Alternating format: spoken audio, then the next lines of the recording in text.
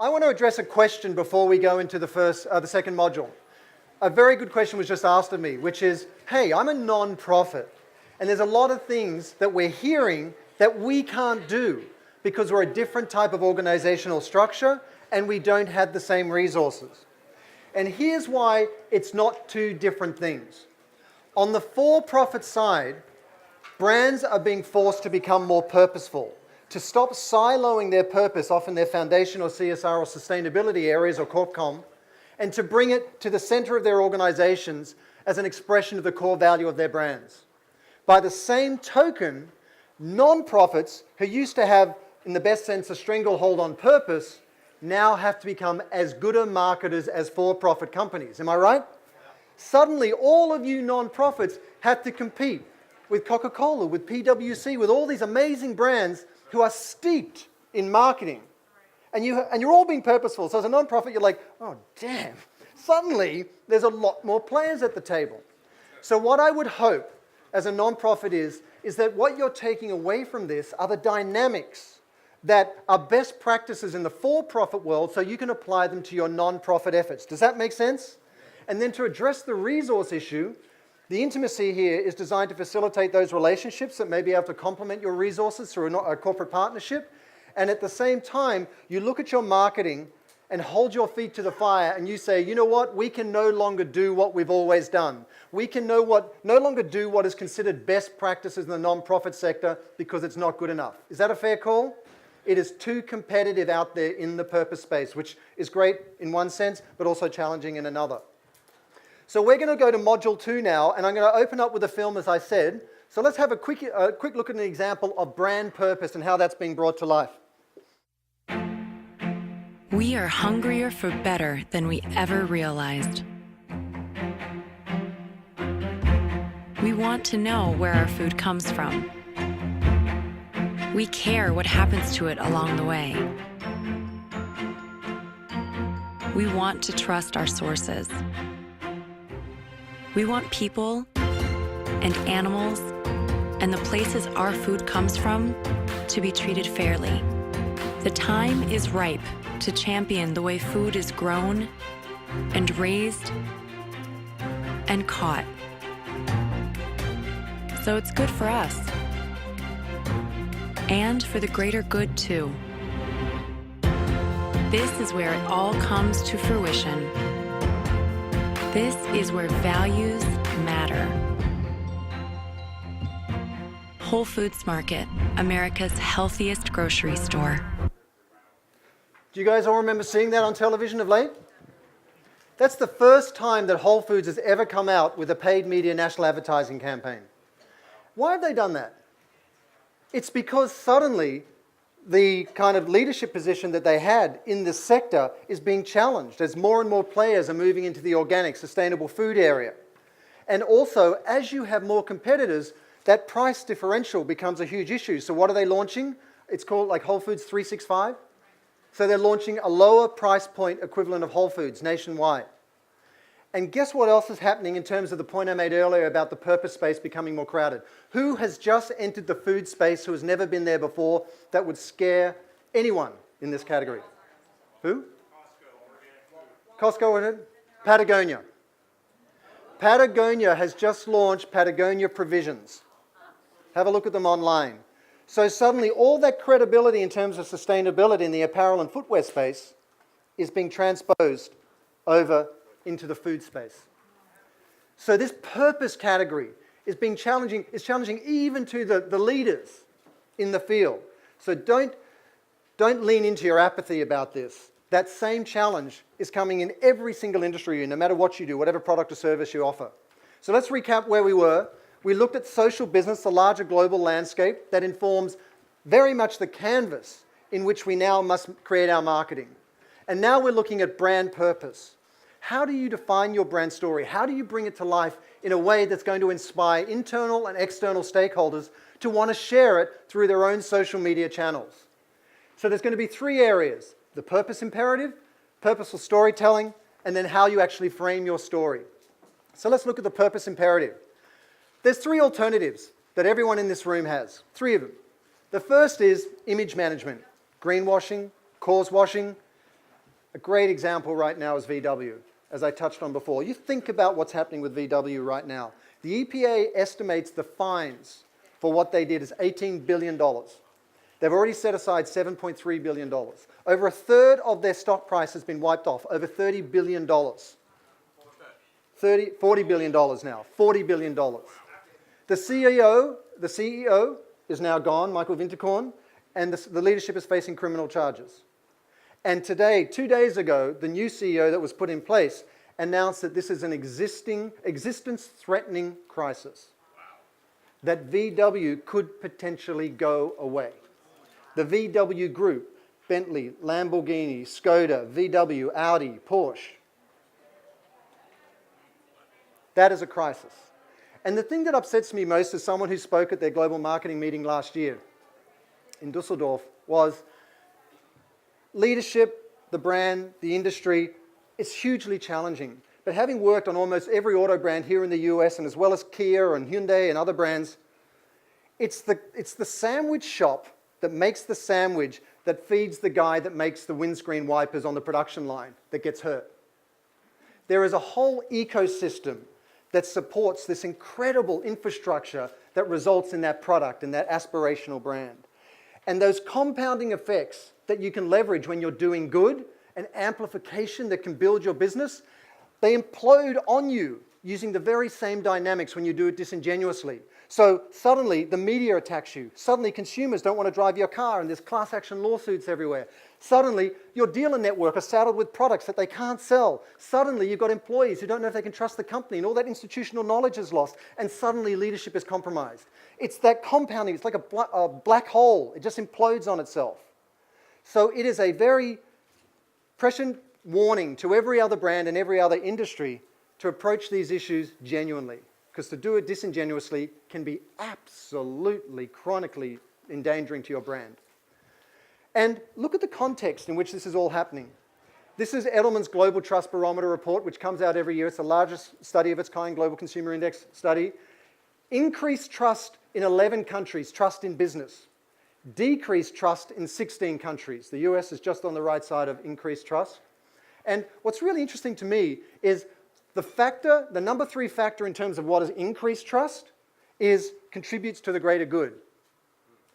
The number 1 factor in terms of what is decreased trust is doesn't contribute to the greater good. Trust in business, reputation, consumer goodwill, loyalty. And this is, I love this graph. This is a wonderful wake-up call to anybody who's in business. This is the Harvard Media's Meaningful Brand Report from 2015, and they asked global consumers, what percentage of brands would you be upset if they disappeared? If they disappeared? North America. Awesome. Look at the trust we've built. Global consumers would not care if 95% of brands disappear. You against the wall over there can stay. All of you can go out of business and we won't even care. Think about that. Think about what urgency, what mandate, what imperative that implies on you to stand up for something that's meaningful to your customer base's lives. Because if you disappear, no one's going to be crying. Not one person. Gotta love those millennials and Gen Z. And when you actually look at it through another lens from BBMG's GlobeScan Sustainability Report, who's responsible? This is what millennials think. Who's responsible for social change? Government, business, and consumers. This is in 6 markets around the world. They're all on the same level. So your marketplace out there is thinking that they're responsible, business is responsible, and government is responsible on the same level. So this idea that government and philanthropy and nonprofits and NGOs would take care of things is over. They are alive and aware of the fact that the private sector has to play a positive role. And specifically what millennials want, they want brands to be active citizens, they want them to make an impact, they want them to talk about their efforts and involve consumers. 79% of millennials want you to talk about the good you're doing. And time again, we as in our consulting work come across brands who sort of say, well listen, we're from the Midwest and we don't like to chest beat and we just do it off to the side and leadership is very sensitive to being self-serving. Your audience wants to know. Because in the absence of you telling them, that vacuum is perilous. It's either going to be filled with a competitor or they're going to presume the worst, which is that you're not doing anything. That doesn't mean you talk about it in a self-directed, self-serving way, but rather it means you speak about it in a way where you celebrate the difference you're making in others' lives. So you have to do it the right way, but you do have to do it. Otherwise, they will assume the worst. Millennials, in terms of their purchasing decisions, 60% regularly factor in ethics of a company before making a purchase, and 38% are happy to spend more in doing so. Or Cohen Echo does one of the largest consumer spending studies each year. This 2015 report, if a consumer learned of a company's irresponsible, deceptive business practices, 90% would stop buying their products. Just ask yourself personally, if you learned that a company's deceptive, you'd stop buying. Would you do that? Would you stop buying their products? I would. I don't want to support somebody that's compromising my well-being and the well-being of others, right? They would absolutely stop purchasing that product. 89%, they would buy a product that's having a positive impact, and that 80% would tell their friends about their CSR efforts. That's what I mean, that you've got to inspire your entire stakeholder community to build your business with you through the power of that narrative, not in a self-directed way, but off yourself and on them. And Nielsen came out with this 2014 Doing Well by Doing Good report. And this is so interesting from a global point of view, whether you're from Brazil or Kuala Lumpur or different regions of the world. There's been a 10% increase, up to 55%, in terms of the number of consumers that would pay extra for a brand that has a positive social and environmental impact. And look at the region specific to you: North America, Europe, South America, Latin America, up 13%. It's going up every year. Why? Because we are intimately aware of the compounding social crises we face thanks to the web, social media, and smartphones. And they're looking to us and saying, oh my gosh, we don't want to inherit our parents' past. We want to build our own future. What difference are you going to make? And sometimes, you hear talk about purpose now, and if you go anywhere in October in New York, you'll think, oh my gosh, everybody's doing everything and all these purpose campaigns and so on. Is it really increasing, or is it just a fad? Is it going to sort of diminish over time? The third annual Conscious Consumer Spending Index, they tracked, how many consumers feel it's important to buy goods or service from a socially responsible company. That's on the increase. And how many actually bought from a socially responsible company in the last 12 months and plan to buy more in the next year. So purpose is building momentum, not surprisingly, because the challenges we face are building momentum, and awareness is a function of that. So this isn't going anywhere. And Paul Polman of Unilever, I actually believe that you actually can't do a presentation about social purpose without a PPQ in it, a Paul Polman quote. Have you all found that? Non-profit, for-profit world. But Paul is amazing. I mean, the first thing he did when he took over at Unilever was to suspend quarterly reporting. Why? Because that short-term mentality builds in the inability to actually invest in long-term goals that have a positive impact.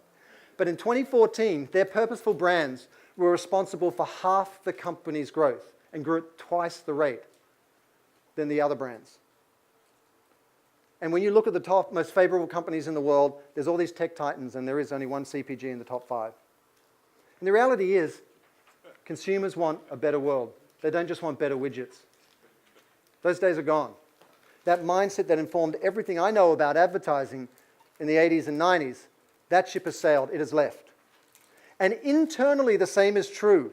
Deloitte does a big study, global human resources study each year, about what is the biggest issue inside companies that they're wrestling with. Number 1 is culture and engagement, and number 2 is leadership. And they have the biggest differentials between what's the most important and what they feel most prepared to be able to address.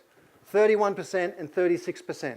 Purpose, as Shannon alluded to, speaks directly to both those issues. So even if you're thinking, forget the, going out to the marketplace and consumer mindset, internally, how do you keep your staff? How do you retain your talent? How do you inspire them to build your business with you? These are the 2 main issues that companies around the world are concerned about, and purpose plays into both of them. And PwC report, up to just under 60% of millennials deliberately seek employers whose corporate responsibility behavior reflects their own values. It's a complex issue, as Shannon discussed, in terms of the priorities in their mind, but they come to the world with a different mindset. I have a 13 and a 16-year-old daughter. They're not sitting there saying, Dad, this is great what you're doing. They're like, duh, you're making less of a mess. You want a medal? They come to the world with that mentality. We're just shaking off this hangover of profit for profit's sake at anyone's expense. That's the thing about VW that upsets me so much. Profit at any cost is a loss to everyone. And the only ones they cheated were themselves. And what they're costing us is far more valuable than money. And they're learning that in the hardest way. And it is going to be such a clarion call to everybody else in the industry, auto and otherwise. So if we look at millennials in the workplace, not as consumers, in the workplace, 62% want to work for an organization that benefits society, 50% choose meaningful work over salary, and they work harder when their organization is making a difference. And millennials, we talk about them as if they're this entity out there, like, you go, oh my God, look, it's a living, breathing millennial. How interesting. What are they? They're not that different to us. But they do come to the world with a different mindset, and they want to be a part of something meaningful. I was talking to Doug Hattaway, who's Hattaway Communications is one of the top political and consumer behavior research firms last night, and he said they did a survey most recently of the number one thing Americans want in their lives. The number one thing. What is the number one thing they want in their lives? Just as broad as that. Guess what the answer was? Purpose. Purpose. They want to have a purpose. And the second was they want to have fun. So they want to have fun bringing their purpose to life. But purpose. And I think if we all soberly sit back and reflect on a personal level, we all get to that place where we kind of go, I get all the bells and whistles, but like, what am I here for? What am I doing? And that's true across the board. It's a very, very powerful human driver that we can leverage. And I put these lists together because invariably, each of us, as we speak to purpose inside our organizations, we're either an internal champion that has got the greatest battle is often the organization. You've got to win over your own organization before you have to go out there to the marketplace and talk about purpose. And then secondly, even if you are part of a team that's already committed, you've got to tell it in a more effective way than your competitors. So it's always challenging. But here's how purpose improves your culture. If you had to sell upstairs to leadership why you need to leverage purpose to add to the bottom line of the company, the bottom line profit-centered drivers, one is it creates a meaningful culture. Secondly, it builds brand trust. Thirdly, it increases employee engagement. Fourthly, you attract and retain talent, which obviously has huge benefits. It increases employee productivity and increases employee confidence and growth. And we give you some of these charts which are denser than Steve Jobs would ever allow on an iPhone presentation, but so that you have the resources there and you have the sources so you can go back and make that case. And that's why we're giving them to you in all these materials. So when you look at purpose in terms of how it serves marketing, you've got a singularity of messaging. I talked a little bit earlier about how everyone's broadcasting their schizophrenia. When you change your name 6 times, it's incredibly debilitating in terms of brand awareness and penetration, market penetration, and your competitiveness in the marketplace. You have to be very, very consistent and very, very singular in your messaging so you can empower those other stakeholders to speak on your behalf. Secondly, risk mitigation. Every company is going to be up for scrutiny, and no company is perfect. Every single one of you in this room has something going on that could be taken to market, amplified, and could really damage your reputation. And here's what you need to do, and I use Patagonia as an example, who is lauded as, quite rightly, as such a leader. You need to control the narrative. And what I mean by that is, if you go to Patagonia and look at their Footprint Chronicles campaign, you can go there on the website, you take the jacket or whatever you bought, you put in the SKU number of the jacket, and you can see the carbon footprint of that jacket. And when you look at the report and where the trucking was and the impact, it says the good, the bad, and what we think. So they get ahead of that issue by volunteering what's good, volunteering what's bad, and what they're working on. So you may be a big champion for diversity, but inside your own organization, you're not really as diverse as you'd like to be. The way to mitigate risk is to get ahead of that by saying, here's what we stand for, here's what we're doing, here's how we're working. Does that make sense? Instead of waiting for a PR crisis to come and visit your brand, and then suddenly everyone just goes, oh, well, I told you were disingenuous. You can control the narrative by putting it out there ahead of time, and that's what the smarter brands are doing. Reputation enhancement, obviously, if you're making a positive impact in the world, people are going to think more highly of you. You're going to have that badge value that every brand wants. Your social license protection. As you saw, only 5% of brands in the US have some inextinguishable right to survive. So there's a consensus out there in the marketplace. It's almost intangible, but if you're not actively making a positive difference and communicating that effectively, we're not sure we want you to be around. Like Blockbusters or Borders or all the print media companies, all these companies that just now disappear. Now they don't even kind of go down thrashing anymore. They're just like, gone. I mean, look at American Apparel, which declared bankruptcy 2 days ago. they may come back in some form, but through very compromised leadership, they suffered, almost fatal wounds. And no one's going to care. No one's going to care because what you compromise were the values that speak to who I am as a consumer. And once you cross that line, I can't go back. Why? Because it offends me, and two, I've got alternatives. And that is the new deal, the social license that is playing out in the marketplace. Employee advocacy. People forget that your greatest asset is your employees. They're the ones who can generate word of mouth in the real world or online if they're sufficiently motivated. And then finally, consumer amplification. We all talk about this sort of viral obsession. Let's have a huge success on a grand scale and it takes on a life of its own. That only happens when you take these compounding concentric circles and you inspire them all sufficiently that they amplify each other, and despite yourself, they take on a life of their own. And when you see those examples and you unpack them, you see that happening, and you see the consistency that inspired it. And that's why I say, it sounds like a trite phrase or it sounds clever or whatever. The future of profit is purpose. In this landscape, given these crises, the connectivity that's facilitated by technology, the future of profit is purpose. This is why you need to lead with the difference you're going to make in the world and position your product as social proof of that. You can't do it the other way anymore, which is look how great our product is and buy it because we're cool, because that's not relevant and meaningful to people's lives in the way it used to be. The mindset has shifted. The demographics have shifted. Millennials are now the dominant force in the American workplace. They are the largest group in the American workplace. They have taken over in terms of number. This ship has sailed. Those values, that mindset, are defining the whole business landscape. And they're not 32-year-old slackers in T-shirts. They're in management positions now. They're in their late 30s. They're starting to define the leadership and future of companies.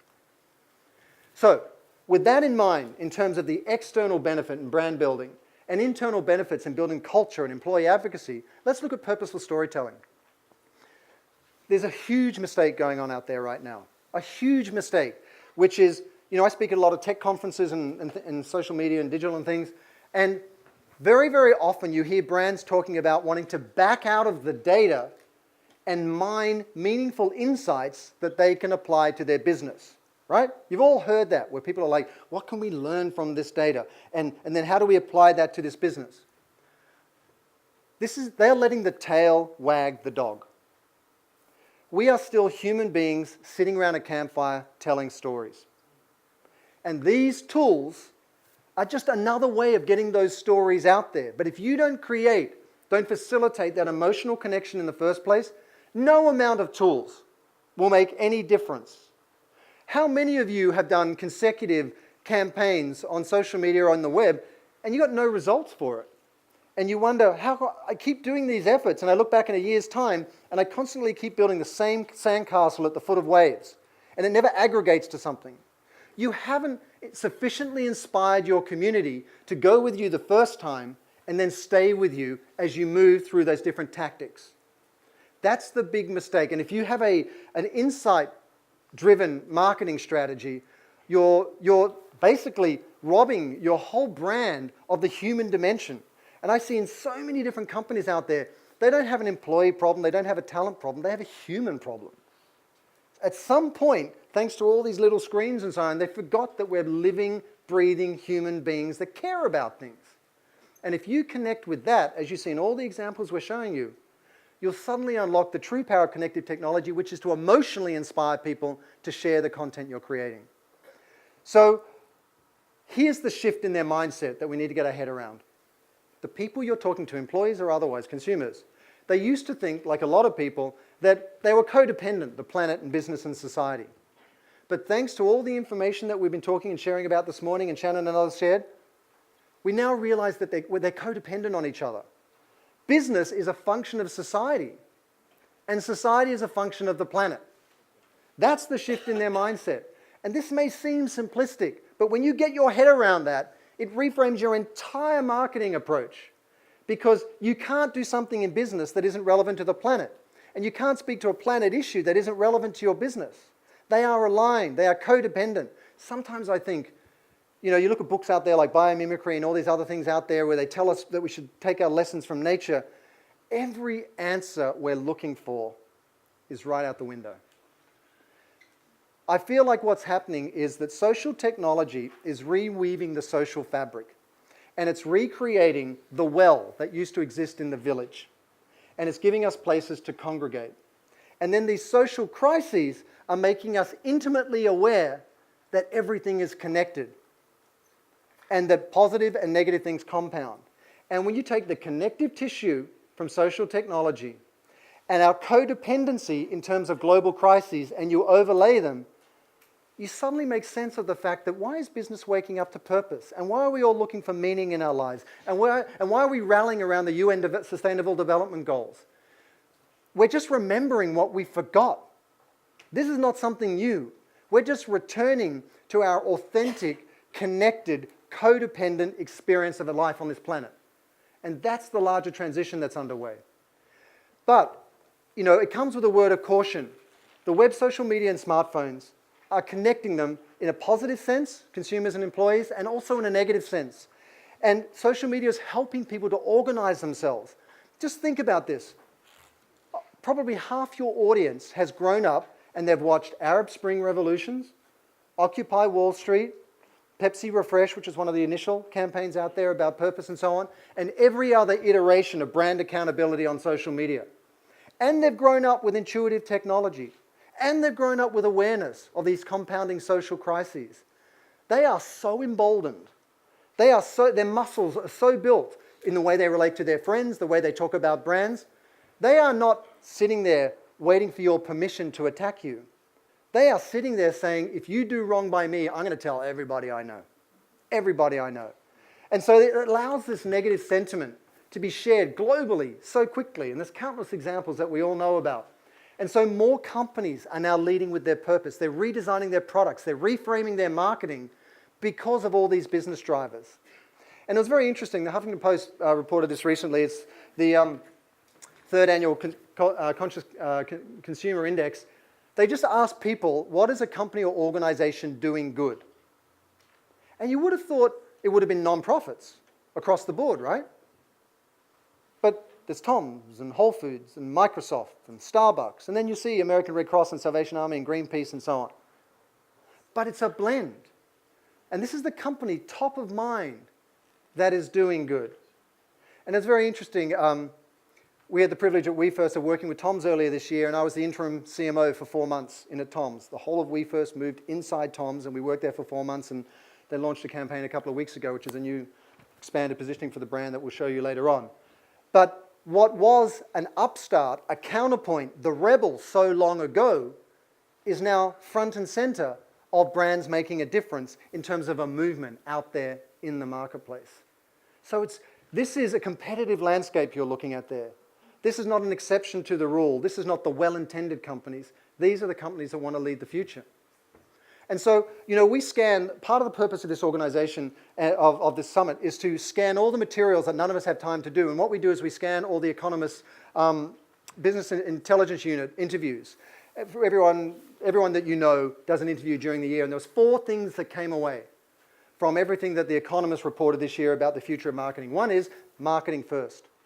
Marketing now applies to every aspect of your company, whether it's your supply chain, how you treat your employees, what products you make, how you make them, how you communicate to consumers, the feedback loop you create. Secondly, the rise of the internet. Do you remember when, like 5 or 10 years ago, if you wanted to go to a holiday in Hawaii, you'd look up where's the best place hotel in Hawaii, right? Now, based on all the data that you've disgorged on a daily basis, that comes to you. Have you ever noticed that? Through retargeting and everything, any place you've ever been interested in follows you, and you check out that website, inappropriate or not, once, and then it follows you everywhere you go.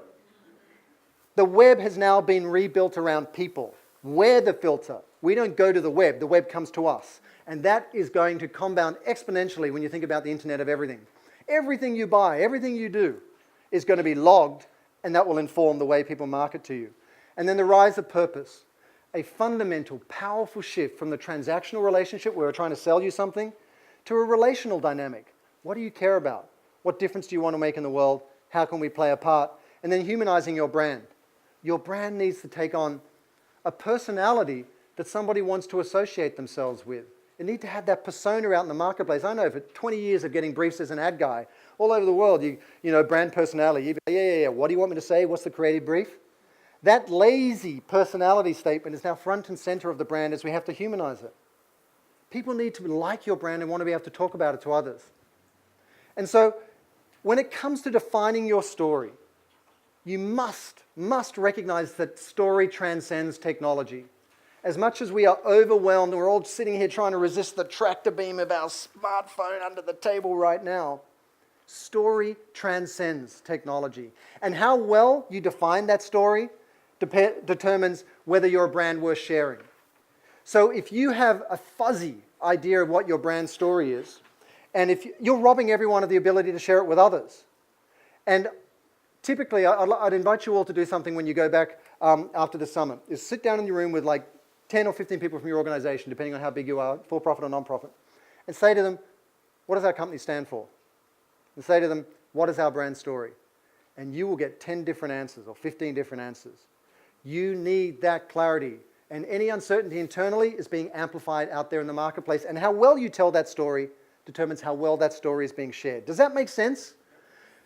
Otherwise, all this technology is going to waste.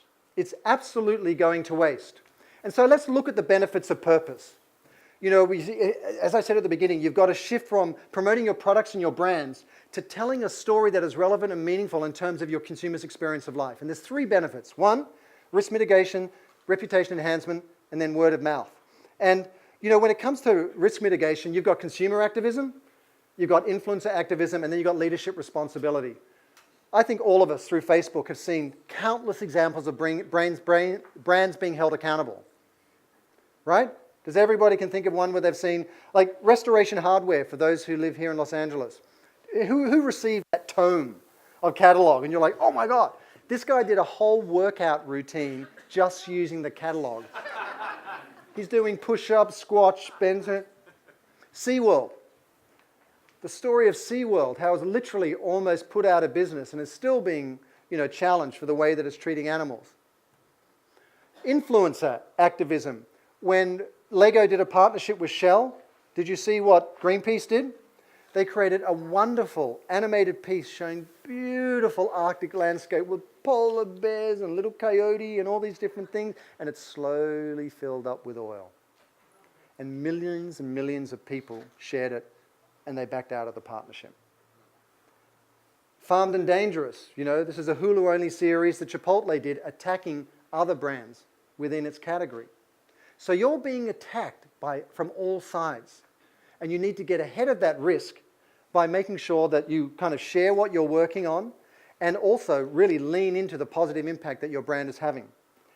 And this gallery of shame, these are just some of the CEOs who've had to step aside in the last 12 months. American Apparel, the gentleman had the presence of mind to store those compromising videos on the company server. You know, Lululemon, the gentleman, when asked what was wrong with the yoga pants, said it wasn't the pants, it was women's bodies. Oh, as a guy who's got a wife and 2 daughters, I'm like, oh, dude, that is so much trouble coming to you right now. And it was so short-sighted, and it really cost them their leadership position. And so there's this greater onus on leadership to be authentic representative. You can't hide behind the boardroom door anymore. You can't. And so these drivers of brand reputation now include everything from supply chain, right through to how you treat your employees, right through to how you engage with consumers. And so really when you think about purpose, you've got to look at it in terms of positive reputation enhancement, which involves mission alignment for employees. They want to know why they work there. They want to feel good about it. You also got to have values alignment with customers. We work with big brands that are B2B companies that not only have to rally all their product brands underneath, but they then have to align with their customers, which are retailers. So you've got internal complexity of product brands under a parent company, and then you've got all the retailers out there before you even get to consumers. You need that values alignment, that strategic alignment, so that when a company says, hey, I want to work with you, I feel like I'm shoring up my security because we're values aligned. And that vacuum, if you're not clear about it, if you don't articulate it, if you're a B2B company, it won't serve you. and they will look somewhere else because that is a safer harbor than you are. And then purpose alignment with consumers. So we're seeing product redesign. You know, Chick-fil-A came out and said antibiotic-free chickens. Unilever was responsible sourcing of palm oil. Walmart and Target have mandated that all of their suppliers get rid of toxic ingredients in their beauty products. And now they're ranking and rating their suppliers. It's a night and day shift compared to the sort of lack of transparency that was there several years ago. Marketing refocus. Axe, which used to have pimply 16-year-olds with girls hanging off them at the same time they were marketing real beauty through Dove, repositioned the brand around make love not war. Brands had to drop the all-natural label. Taco Bell came out with a chemistry lesson in its ingredient list. And ultimately, you've got word of mouth. You've got employees, consumers, and customers who will amplify what you're doing. So when it comes to defining your story, here are the 4 key questions you have to ask yourself. And it's not simple. It's not simple.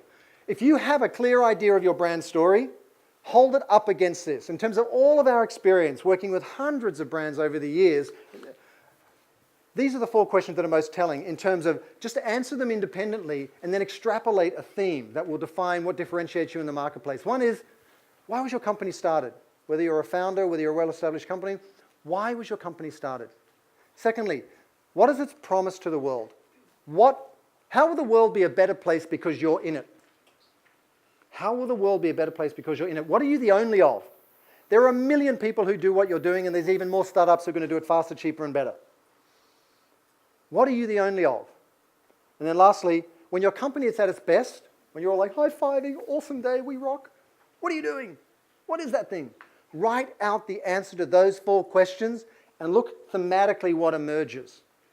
It's the most powerful way to identify and define your brand story. And as Shannon alluded to, as you then overlay filters as to whether that story is right, there's many considerations. It should be universal and global at the same time as personal and local. It should align around all business units, lines of business and products and services. It should be able to accommodate your corporate citizenship efforts, your CSR efforts, and your foundation efforts. It should be able to inspire all stakeholders. And it should be timely in the sense that it's relevant right now, but it should be timeless because it speaks to some fundamental issue or some challenge to people's experience of life. So answer those 4 questions and then overlay these different 6 considerations as a filter. And when you do that, you should end up with something that is simple, that anyone could repeat on Facebook or otherwise. It should be innately shareable. It shouldn't be some googly gook of corporate speak, which is all seen 1,000 times. And it should be specific. In your category, it should be incredibly specific, as we talked about with empowerment earlier. What is your point of view in celebrating diversity? What is your point of view? And let's have a look at a couple of brands that are actually doing this for real. And these are some of the biggest companies, most successful companies in the world. And this is not to say that this is not relevant to smaller companies in the room. We show these big companies only so that you go, oh, it's real because those big guys are doing it. The ones with all the resources that can afford to make a mistake, those guys are doing it, so there must be something in it. So, Unilever with sustainability, Starbucks, shared planet, smart. IBM wants to own smart. A more recent example, Airbnb. They didn't say, hey, you can find a hotel room cheaper anywhere at any time. They said belong anywhere. A sense of belonging is a very, very powerful, evocative idea that you can unpack. In a world of arm's length intimacy through the web and social media, belonging is a very powerful counterpoint to own. Does that make sense? If you look at CVS, it was very, very public. They banned the sale of tobacco products at the cost of arguably $1.5 billion to the company. Everyone went to town on it at the time. 2 weeks later, they launched a national quit smoking campaign. 2 weeks later, they renamed themselves CVS Health. They became a healthcare company. And what is their new global story, positioning, tagline? Health is everything. What do they want to own? Health. And what do they want to own about it? Everything. It's not that hard. But if you think about it, they are looking at it and going, the burden on the healthcare system, diabetes, chronic diseases, aging population, increased transparency about what people are making and selling. And if you watch the video by the CEO, he said, we are the first national pharmaceutical chain to ban tobacco products because we want to lead the future of healthcare. That's what he said. That's what they're doing. That short-term hit of $1.5 billion is nothing compared to the long-term upside when you become a healthcare company. So when you think of these solutions that you saw, please understand this simplicity, this, like think different. Oh, anyone could have come up with that. It is compressed complexity. That is an innovation story. CVS, health is everything. It's a healthcare story. And this is something I was just thinking about recently, which I think is so powerful. Marketing, the more you can distill your messaging down to something singular and simple and shareable, the size of your community is in direct proportion to that. Because it's how well you enable them to talk about you to others. And as I go around and speak at conferences and I hear countless brand stories and everything, I always kind of think, what's that one thing you've got to do that makes all the difference in the world? Which really drives your success. And it's the singularity and clarity of your message in the context of a connected marketplace. It sounds simple, but it's so hard to get there. So many brands are not empowering their entire stakeholder community to build their business with them. The second thing you need to do, apart from building on owning a fundamental human property, is to share your values. Whole Foods have it on their site, on their products. They have their manifesto in conscious capitalism, and they actually train other brands to do it through their learning platform. So they're looking beyond themselves. It's not just purpose in a self-serving sense. They want to inspire a whole generation of business. And really, in today's social business marketplace, there's a big shift from brands trying to differentiate each other to really aligning around what connects us to each other. I said 5 years ago, when the book came out, I used this analogy, and it's so true, which was like, I'm going to do an impersonation of a woman walking down the street, which is probably a career-limiting move. But, you used to see a woman walking down the street, and she would be a walking billboard of brand logos. Prada, Fendi, Gucci, and she wasn't getting paid a cent, right? You were like someone came with paintball and shot you with logos, and you're walking down the street going, I feel so cool, and I'm advertising everyone for free. 5 years ago, I said, in 5 years' time, people will be walking down the street, and they'll be saying, this is what I care about. Whether it's my Tom's shoes, whether it's my Levi's jeans, whatever it is. And that is coming to pass faster than ever. Branding is now about your connectedness through values, not what differentiates you from others. It's what you care about in a shared sense. And then thirdly, you need to be specific. These are all different companies talking about their sustainability message. And it's so easy to get lost in the noise, the echo chamber of purpose.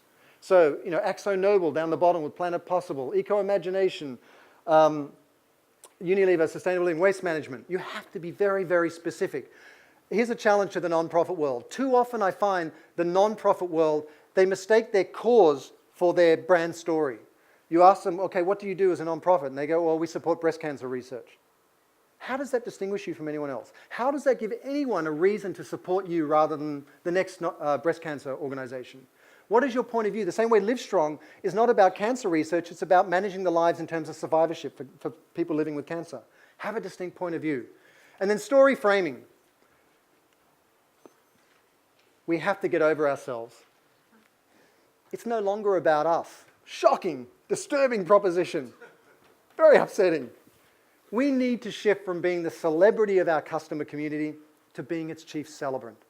We need to get off ourselves and onto our community. A great example, the Mum campaign from the Sochi Olympics, the last Sochi Olympics. I was sitting in the garage with my 15-year-old daughter, my wife and kids watching the ice skating. I watched Dancing with the Stars. I watched Yes to the Dress. I watch ice skating at the Olympics. I'm so emasculated. It's pretty bad. But I was watching this ad during the ice skating. And at the time, my 15-year-old daughter looked across at me and said, oh my God, I almost cried. Do you remember this ad when it was celebrating all the mums? They didn't celebrate the Olympics, the athletes, their partnership. They celebrated the unsung heroes, the mums who took their kids to soccer practice for 10 years and they never scored a competitive goal. They validate. Do you think that builds goodwill for their brand? And their app served one purpose, which was to send a thank you message to your mum. Mums and kids and families took over their web properties, their digital properties, and said thank you to those who deserve it most. And then as you frame that story, when you get off yourself and onto others, it's got to flow all the way through all your different tactics, and then it's got to flow all the way through the different channels in channel-specific ways. Or, if you're a parent company, it's got to flow all the way through your product brands, and then individual products under those product brands, and then the individual tactics. It's that consistency. That's what I'm talking about, that clarion call, that one message that needs to resonate, and even as it's brought to life in countless different ways through different products and different channels, you need to ring the same bell over and over again. And it's increasingly complex for some of the global companies, as we heard in the conversation earlier. You've got, a branded house like Google, where everything is Google X. You've got a house of brands like P&G, where you've got all these different independent brands. And you've got blended hybrid brands like Coca-Cola, where you've got all the different products under Coca-Cola, which are now being brought together, being led by the UK. And also you've got those other product brands as well. So there's levels of complexity here. Bigger isn't necessarily easier. It's incredibly complex at all levels. But a great example is Unilever. Everyone holds them up as the #1 example of a sustainable brand out there in a lot of ways, and they top a lot of the charts out there. But really, they had to post-rationalize everything like we all did. They created Project Sunlight, this has now been renamed Bright Future, and they took their independent product brands, Axe, Dove Deodorant, Lifebuoy, Dove Real Beauty, and they repositioned the individual acts that you do on behalf of each of those product brands. They characterized each one of those acts as an act of sunlight. As an act of sunlight, which all harks back to the heritage of Unilever and Sunlight Soap and all these things. And they aggregated them up the top there. So you've got 6 million plus at the time acts of sunlight. So each product brand can still make an independent, relevant contribution like Lifebuoy through Global Hand Washing Day, but they all ladder up to the larger proposition of Unilever, which is Bright Future, because they're all characterized as acts of sunlight. Does that make sense? It's kind of backing into this singularity that I'm talking about. If you look at, like in the UK, Marks & Spencer, one of the leading grocery chains, this is a great example of a truly unified brand. From their trucks, their electric vehicles, through to their, what we call in Australia, shelf wobblers, wobbles on the shelf and tells you to buy something, through to their corporate HQ, what signage is in the windows, through to the t-shirts on the back of their store, through to their advertising, their partnerships with WWF, through their commitments, 100 commitments over 5 years. Right across the board, there is singularity. That's what you're aiming for. Or if you look at 3M in the B2B category, their new campaign is Every Life. Every life matters. 3M, incredibly complex business, thousands of products, and they've distilled it all down to every life. And here they're telling different product stories, from helping the miners that were trapped underground to many, many other product stories. But they all ladder up to that larger proposition. And if you're a B2B company, it's no different. Everyone, that enforced transparency, that scrutiny that is being applied to B2C companies is now equally true of B2B companies. And that's why you see IBM and General Electric. General Electric, which used to be this big engineering company that made big engines that no one understood in those big warehouses that no one went to, is now one of the top social media leaders out there. They have humanized their brand. They've made engineering sexy. And so, as a brand, your challenge is to define your brand story through those questions, to layer over those 6 filters, and then to define and frame the conversation that inspires, going back to the narratives of the United Nations Sustainable Development Goals. That's how it all fits together. And when you have that singularity in mind, you can bring that conversation to life in countless ways, but it all ladders up to that same message. And how it works together is this: your purpose defines the story, your story defines the conversation, your conversation builds the business, because you're not marketing at people, you're not creating advertising, you are sharing content that is relevant and meaningful to their lives in a way that inspires them to share it with others. Does this make sense? That is it boiled down to very simple 3 steps, a simple through line. That's why you see Patagonia leading a conversation about responsible consumption. That's why you see Starbucks under the umbrella of Shared Planet talking about job creation, same-sex marriage, post-traumatic stress disorder, and online education for employees. It all ladders up underneath there. And the storytelling is much more than advertising now. You see Chipotle a few years ago doing their Back to the Start film and now doing their Scarecrow film, which had 25 million views online. You see Starbucks talking about stories about meaningful exchanges that happen at their companies, creating a film around veterans.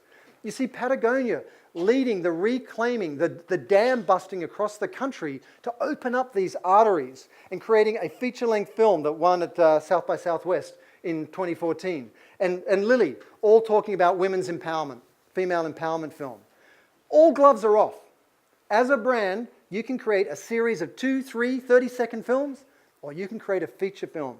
but you're not creating advertising or marketing. You are leading a conversation that will shape our future, and you're doing it in any way that makes most sense for your audience. So really, social storytelling, as opposed to advertising and marketing, is really, it's a commitment to something larger than ourselves to which we're all connected. And that's the opportunity for you.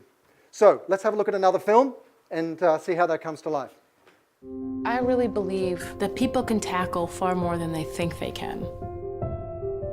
My name is Veronica Scott. I'm 24 years old, and I'm the CEO and founder of the Empowerment Plan here in Detroit. I think women have a really difficult time understanding how valuable they are. The idea of self-worth is very important to me because I grew up a kid of addicts, and we were kind of set up for failure. We were set up in a hole that we had to climb our way out of.